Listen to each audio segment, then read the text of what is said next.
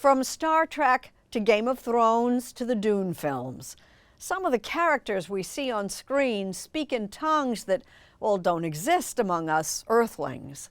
So just where do those languages come from? We've asked David Pogue to translate.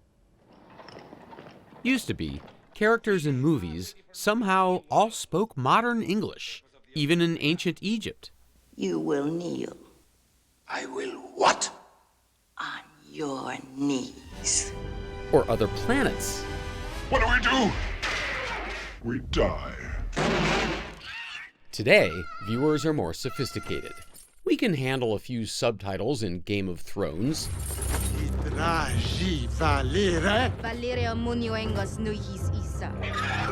Or Avatar.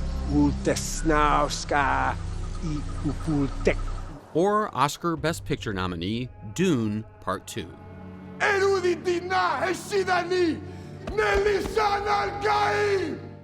All of those actors are speaking made-up languages, but don't call them fake languages. It's everything a language is. It's got a sound system, it's got regular patterns that it follows, it's got a grammar in place, and it's just that we're the ones making the decision. These days, when Hollywood needs languages that don't exist, the first people they call are David and Jessie Peterson.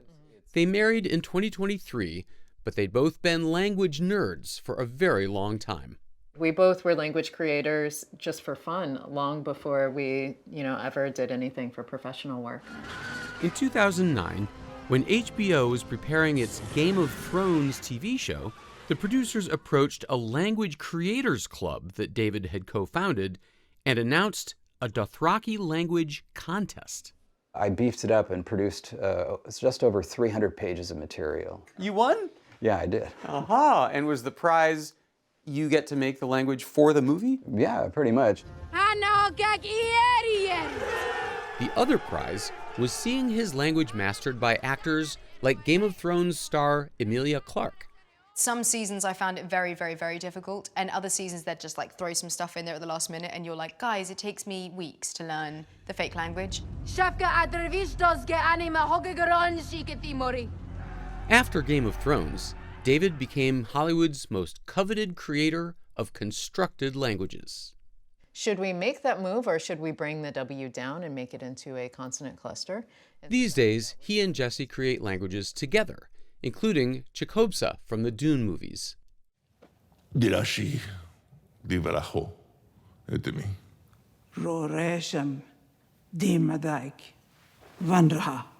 Characterize Chakobsa. What's the sound? I would say it's a head initial lightly inflectional language. I was going to say that. Yeah, there you go. This is a really nerdy skill. Yeah.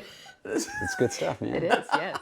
For each language, they create a sort of grammar Bible. This would be an example of how cases work. A linguistics professor would know exactly what you're doing here. Absolutely. They also prepare a script with 4 versions of each line. This one is from Dune Part 2.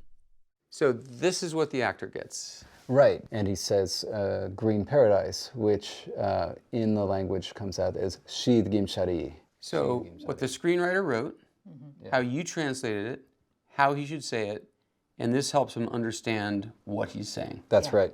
So let's see how I do. Shid Gim Shari! Shid Gim Shari. Peterson also records each line for the actors, including Dune co-star Zendaya. And then I just practiced the sounds as much as I could until it just flowed so easily. Her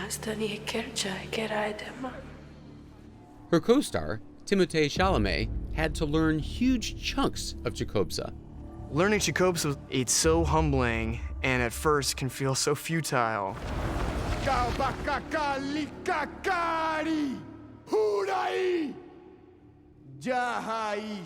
Including a climactic monologue that's 2 minutes long.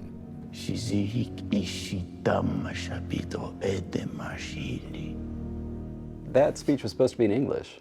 What? I said, we have this idea. We know it's tagged for English. It just feels like it could be in Chakobsa if you want to give it a shot. And yeah, they went with it.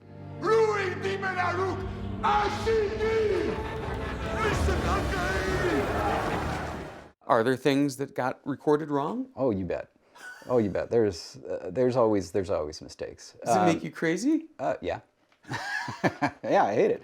But like, you know, what can you do? Is there not some production assistant who says to you, David, for God's sake, the public hears it as gibberish anyway. What difference does it make? Everybody says that all the time. But like, here's the thing, though. Something like High Valyrian has now been regularly on screen since 2013. People have an ear for it now. For fans, it definitely matters. And it matters that they know that what they're digging into actually has meat behind it. Krubo, niki pasa kisor udi drejo isa. Muna nia Valyrio mila pungili isa. It seems like you guys are really academically rigorous about these languages being real and plausible. Why is that so important to you? Unlike other props, you'll never interact with the real thing. And so if a sword looks like it's steel on screen, that's fine. It doesn't matter if it's actually plastic, it doesn't matter if it's actually sharp. A language doesn't exist beyond speaking it. That is the actual prop. You can't reach into the screen and grab a fake sword, but you can get the language, and so it must be real.